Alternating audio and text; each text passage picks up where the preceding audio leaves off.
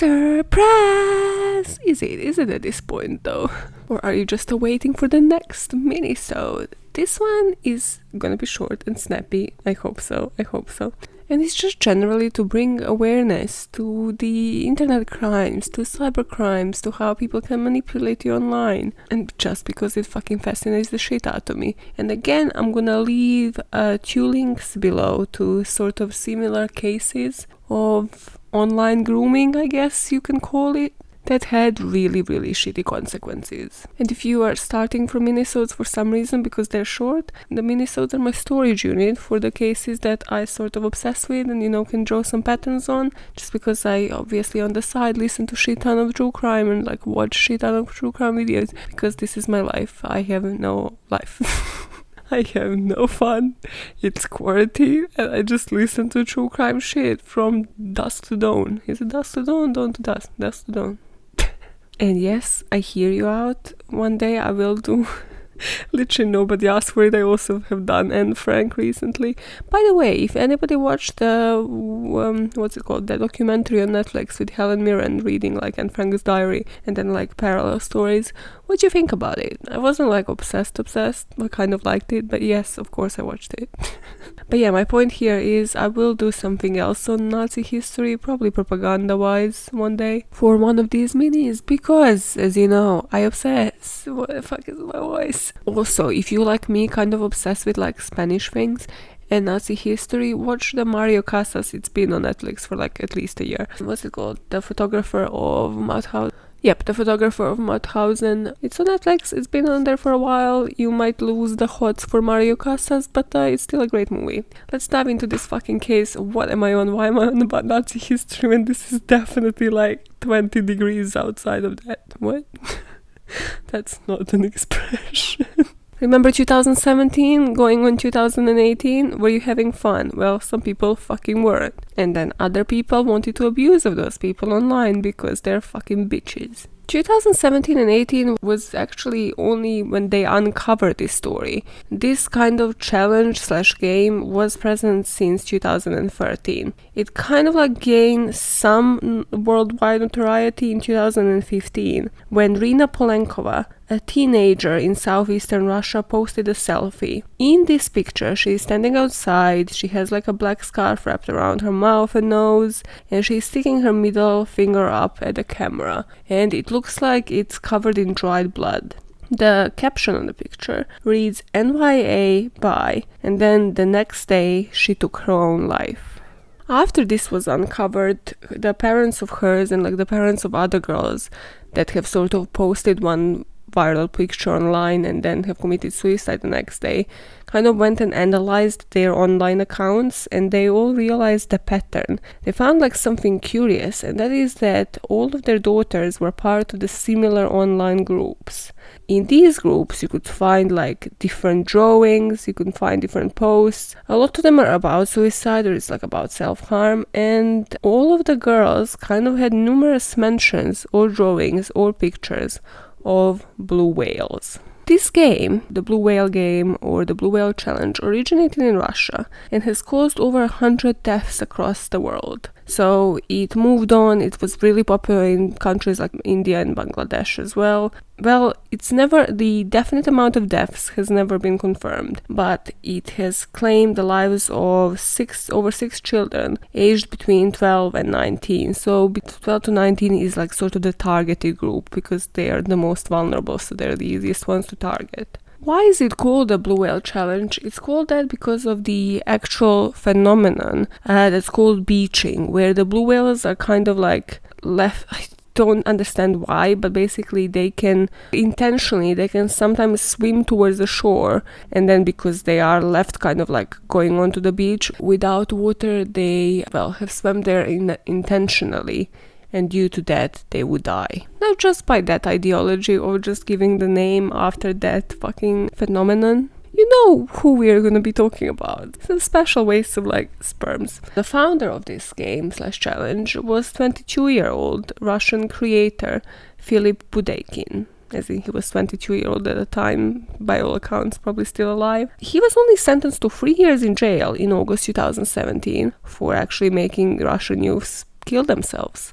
There's another account of a postman called Ilya Sidorov, who was also arrested in Moscow in 2017, and he has set up one of the groups, well, he has set up multiple groups for the Blue Whale Challenge, again, to encourage children to self-harm and ultimately commit suicide, and he claimed to have persuaded 32 children to join the group and follow commands. Now, I couldn't actually find on the internet, is this true, like did these guys only get 3 years? So please, feel free, Russians, get back to me, tell me what these people have gotten. Have any other people been charged? Because this is very ambiguous topic online. Even just at the first Google, you kind of like get suicide page, and then, you know, some like scattered articles mostly about the tasks that they are given to perform. There's not much like actual factual information about like stats. But what was Philip Budeikin's ideology? Well, he studied psychology at uni, clearly it was rooted in something. But was expelled from the university. The same, it's like Bill Gates as well. Oh God, yeah, Bill Gates dropped out though. What am I on about? His intention was, so you know how other companies have mission? Well, his company had a mission as well, and it was to cleanse society by pushing persons to suicide whom he deemed to have no value, because he can clearly decide who lives and who dies. Does that remind you of somebody? Does that remind you of a couple of rulers in history that have fought that they decide who lives, who dies? By the way, did you watch the last season of The Sinner and the ideology of Ubermensch? If you haven't watched it, it had really great potential, and it just kind of didn't focus enough on the fucking theory. Okay, cool. It's okay. This is not a story about that. This guy, this piece of work, at court claimed innocence and stated he was just having fun. That doesn't make you innocent. Just because you're a psychopath doesn't make you innocent, sir. And later he pled guilty to inciting at least 16 teenage girls to commit suicide. He was convicted of 2 counts of inciting suicide of a minor. Now, how would people actually access something like this? I mean, it's not, as you think about it, it's not really voluntary, is it? These administrators would target people on the socials who would post a lot about depression and suicide, and they would pick up on a vulnerable pattern and exploit it, because they're wonderful human fucking beings. Then the administrator would contact you and they'll list you as a potential whale or candidate. Obviously, how they convince you to actually pursue and like persist and sort of complete these different challenges, different daily challenges, is that they convince you that they have infected your computer, your phone, everything with malware and like with viruses, and they can expose your deepest, darkest secrets. And if you are, let's say, 12 and like you maybe still don't have anything, you don't have like any naked pictures, you don't share anything that's super fucking dramatic and shady online, well, then they convince you that they know where you live and that they are going to kill the whole of your family if you don't comply. No, I got this from one source only, but there was basically this journalist who wanted to publish this story. So she went on all of these forums and started sort of publishing about self-harming, about suicide, about depression. Sure, soon enough, one of these administrators contacted her, got onto a Skype call with her, just like sort of explained to her, you are part of us now, it's great. I will go into what the actual challenge and what the actual tasks are in a bit. It all starts really gradually, so you don't even notice how they escalate. You're also very much sleep deprived, that's the whole point of it. No matter what tasks different administrators give you, for every single person, the last task on day 50 will be to commit suicide one way or another. So this journalist was there just to write a piece and see sort of how psychologically it will affect her. So she didn't actually even comply. She would post a couple, she would Photoshop these tasks, she would like do one and then wouldn't be sort of online and stuff for a couple of days. The administrator briefed her in like one of the Skype calls and was like, well, now because of this you kind of need to do multiple tasks today. And she was like, yeah, sure, of course. So what they have done, because she wasn't again complying with it, is that they have contacted her mother apparently. Well, she has given out the phone number, like the other phone number that she had as like her mother's phone, and this person kind of tried manipulating the mother, well, who he thought was the mother, being like, I'm very concerned about your daughter, I haven't heard from her in a couple of days, and she was like really into self-harming, all of that shit.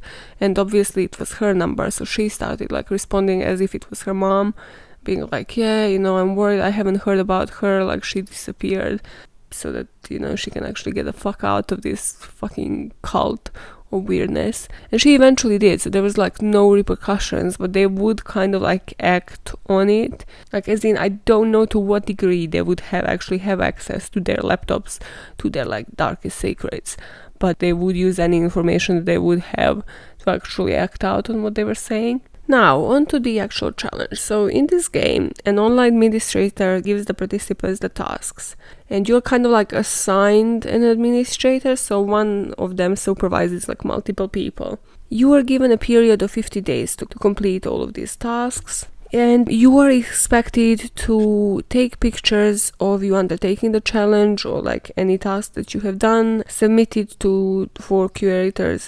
like online for curators' approval. What kind of tasks are you supposed to perform? So as I mentioned, they start off as light ones. So it can be wake up at 4:20 a.m., wake up and watch a horror movie, or listen to this music playlist before going to bed. Draw a blue whale on a sheet of paper. Certain ones can sort of seem like fun when you're in that first week, for example.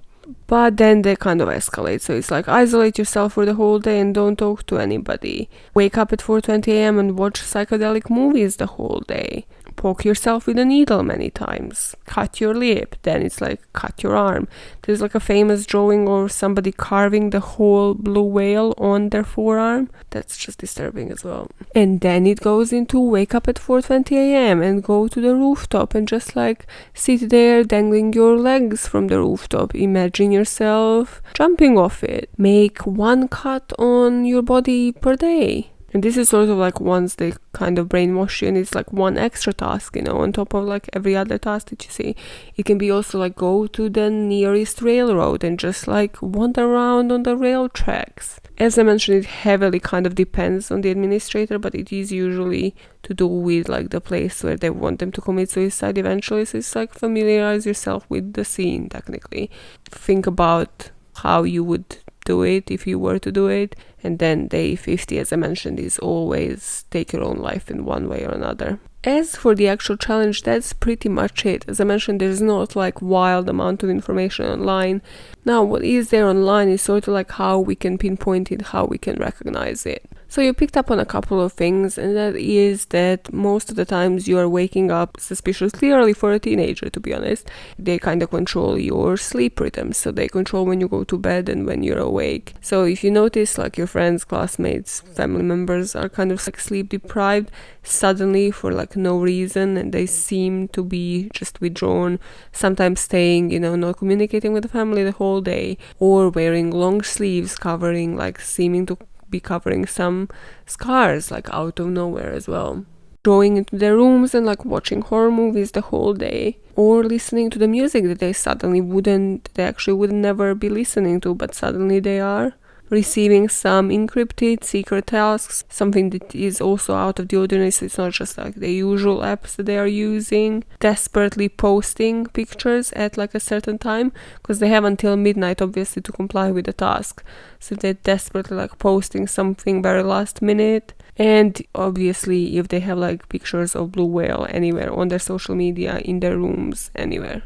So if you notice any of this, act, because clearly they have a deadline here, and well, you can really prevent somebody from being harmed, because as I mentioned, this was 2017, 2018, but since then, if anything, there will be more secretive now, with some people being charged for it, but of course, like how many more administrators can there be? And the name has kind of changed from the Blue Whale Challenge to different names that they are out there online now, such as A Silent House, A Sea of Whales, and Wake Me Up at 4:20 a.m. And why I find this case so fucking fascinating is just because it's like every year somebody comes up with like a new idea of how to make grooming interesting, and like how to make something like this super interesting for people. So here, the World Challenge just in itself has been quite popular with like the dumbest fucking things online in the past few years, starting probably with like Ice Bucket Challenge. I don't know, there was probably some earlier shit than that.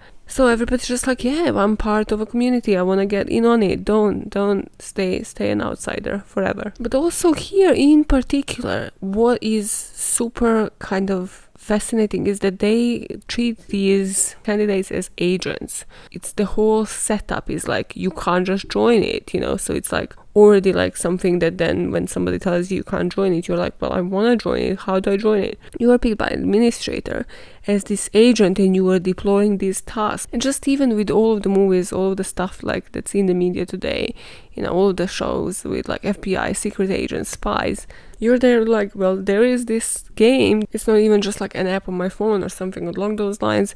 It's like I can actually do it in real life. And I'm just completing some tasks. I'm being deployed as an agent. How great it is. No, it's not. I'm just thinking how much different is it from like Pokemon Go shit now. That's also in real life. You're just going around collecting fucking Pokemon, completing tasks every day and being rewarded for it. Except here they didn't have the reward system, did they? Fuck's sake. The other two cases that were again really recent, and I'm leaving below, you can watch like Eleanor Neal's videos on them, the real true crime queen. So one is the case of Breck Bednar, and that is super fucking fascinating. And it's again how like somebody's mindset. I mean, this was a teenager that was grooming another teenager. So Breck was actually targeted by another teenage boy who was just playing a game with him. This guy basically isolated him from like the whole family through that game, through the mutual interests, and got him to have a sleepover with him and just murder Breck. And I can only remember like my brother at this fucking point in his life when he was sort of, well, exactly that, like most vulnerable fucking age, which is like 11, 12. And he got super fucking hooked on Leagues of Legends, whatever that name is called. He would literally come into my room. He's like, I broke my own record. I didn't like sleep or eat for like 12 hours. I'm like, what the fuck? Are you being held hostage? Like, what is going on? So yeah, my parents had to like have him fucking actually play the game in like the common area in like a living room, just so they can hear everything, just so they can basically check like if he's not being like manipulated by anybody, or actually what is he doing just playing this game for this fucking crazy amount of time. If you are like a parent listening to this, monitor like parental guidelines. I think like now with Apple you can actually see what like websites like the kids are actually accessing. Or I wouldn't even go there because that's kind of like invasion of fucking privacy. But just picking up like, because it's really easy, you just need to be aware, be alert. Like, what do I sound like a fucking government? But in just being alert to like anything out of the ordinary that you haven't noticed them doing ever, or like listening to ever, watching ever, picking up on those patterns, being like, well, this is something that needs to be controlled or like monitored. And another case was of the Facebook killer, the case of Ashley Hall. This is just, I find these cases in particular super fucking disturbing, because it's like, if it's a child that's like psychopathic and they kind of plot twist, that they are going to groom somebody through a game, it's like, okay, this is a person that's like on the same level to you. You are messed up in the head, you're totally wrong, and you shouldn't be doing this, and somebody should be monitoring you. But when it's an adult grooming a child, that's like a completely fucking different level for me. Because then it's like, no, go pick up somebody who is like of the same age as you, you weak little shit. Say it with me, yet another great heterosexual. Yes, that is correct. So in the case of Ashley Hall, the Facebook killer, whatever his name is, irrelevant person, added her on Facebook as if he was the boy of her age. And again invited her for a sleepover, saying that the dad is going to pick her up, so she felt safe. And of course the dad was him, and he just again murdered Ashley because of months and months of chatting, where somebody can influence you, brainwash you, and then you just do whatever the fuck. In some cases just because, well, you think like it is a true person, and in some cases because they threaten to kill your friends and family just because they got you onto this agent level shit. In retrospect, this is such a depressing Minisode. I am so sorry. As mentioned, this is just my obsession now. This is it. I'm drawing patterns, reading about different shit. One day it's reincarnation. The other day it's online grooming. The next one is gonna be about Nazis, probably. Fuck knows. So that's gonna be totally a light little story to tell. I might be in this shitty mood because I woke up and Free Britney was trending on Twitter, and then I just read that whole thread and I was like, this is not morning news. This is so sad. How are we in 2020 and still fucking like freeing Britney from everybody in her fucking family who's owning her ass? And how are we still 2020 and like all of these games and all of these challenges are just improving? People are just finding new fucking ways to groom others. As if they can fucking decide who lives, who dies, and what do they do with the child. This is why games should be limited, because they are kind of addictive, and then they get you into that state where you think like it's your decision who like does something and doesn't do something. And then if you're a disturbed individual, you just push it on to the next level. But yeah, this was to raise awareness and tell you don't trust no bitch. And use the internet responsibly, stay alert. Okay, I definitely sound like fucking government campaigns. Online crime is crime. Oh my god, and watch Cyber CSI. What is it? CSI Cyber. No, CSI Cyber, yeah. It's this show that has that kid. What's his name? Pow Wow. Did I just say Pow Wow? It's Pow Wow. Pow Wow? Pow Wow. It's the rapper that looks like a child. Yeah, and then it has that other person. What was her name? Haley something. It has cool people in there, okay? It has like Patricia Arquette. I just find the concept that it has these like semi-famous singers there so fucking bizarre. But yeah, I miss you, CSI Cyber. Like, I hope that, you know, you renew at some point. You know, at least you had a bit more chemistry than the actual cast of the CSI, the original CSI. How can I go through like 100 topics in 20 fucking minutes with no sense? I genuinely, there's something wrong with my fucking brain. But yeah, let's just not diagnose myself right now. Let's just move the fuck on with this day, finally. The Miniature Killer, if you watch any single episode of CSI, the original CSI, the Miniature Killer, that thing is so fucked. I think it's like 2 episodes. That thing is fucked. Go watch that. Just those episodes. Nothing else is worth it. I'm sorry. I'm so sorry. I'm out. Keep making the world a better place. You know, one motive at a time, or whatever you want to do with this day. It's Friday. Fuck everything. I'm in a weird state of mind. Are we going to second wave? I don't know. Like, stop it. Stop jumping from topic. This is goodbye. This is the final goodbye. Free Britney. Hashtag Free Britney. But also, get the fuck out of this episode. Finally. Move on. Move the fuck on. Bye, fuckers.